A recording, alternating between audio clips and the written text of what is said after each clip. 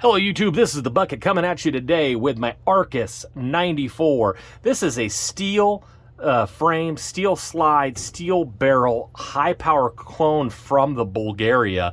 The overall dimensions of this, you're going to end up with just under 8 inches in total length. It's going to be 5.08 inches in the height. The barrel length is going to be 4.55 inches, and this all steel puppy is going to run you around 34.2 ounces. Back in 1994, they released this high power clone. It's a little bit blockier. It's a little bit, they wanted to modernize it a little bit, and they felt that these kind of harsh lines would be a little nice. And it really is very nice. It still feels like a high power, still looks like a high power, but just kind of put their own little touches on it.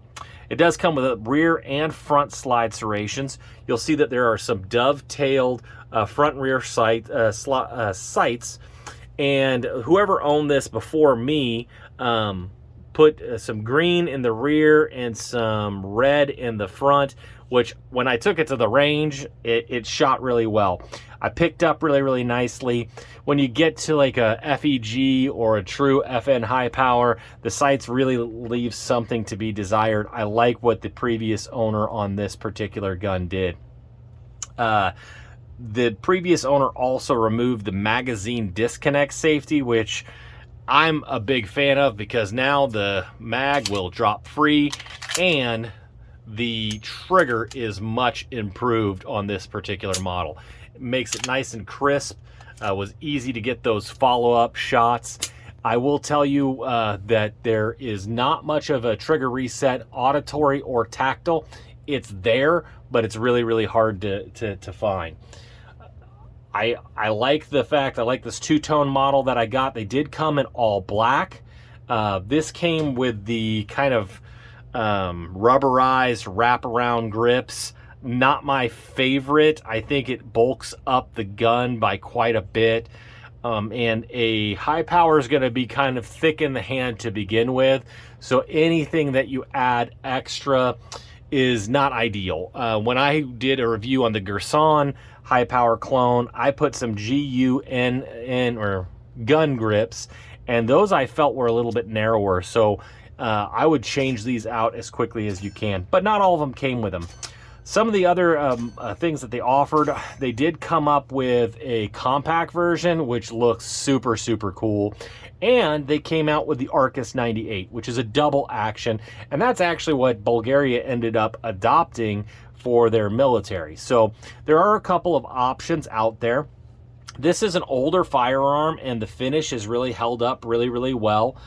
You can get it, I don't know if I said this, but it does have the two-tone or an all-black matte finish.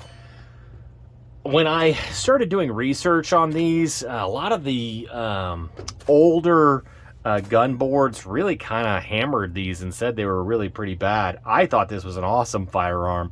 It fired reliably. It was very accurate. Let me get my target up here.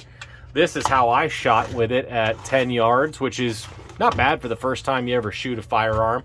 I was hitting 6 for 6 at 15 to 20 yards on a dueling tree. That's with 6-inch steels. That's pretty good. I think you could definitely be very accurate with it. One of the weird things with this particular one, though, I noticed on the last, so when you fired the last round, it would lock open like you wanted it to, but then the round would, the empty case would just be sitting right there in the gun. Never caused any issues, and well, obviously right when I dropped the mag, it just dropped right out of it, but it was kind of goofy looking. One of the big downsides that I found with this particular gun, the safety's always been kind of a not a great design feature of the high power. With these wraparound grips, it's next to impossible to be holding your gun and get that safety on. You really would need to come with your opposite hand to push it up. Now, if you had it holstered, you could get it down without a problem. And it is ambidextrous, so you lefties could use either way. That really isn't a deal breaker to me when you're buying a high power clone. You kind of know that you're getting into, there are some holdovers of the original 1930s design which are just not ideal. I picked this gun up for just under $300 at a consignment. You see these at gun shows, you see these at pawn shops.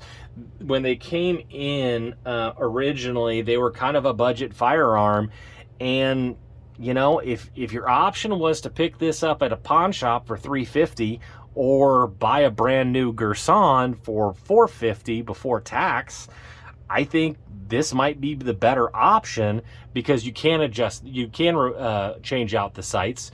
The person that took out the magazine disconnect safety really improved the trigger that way. You could buy new grips and really make it yours.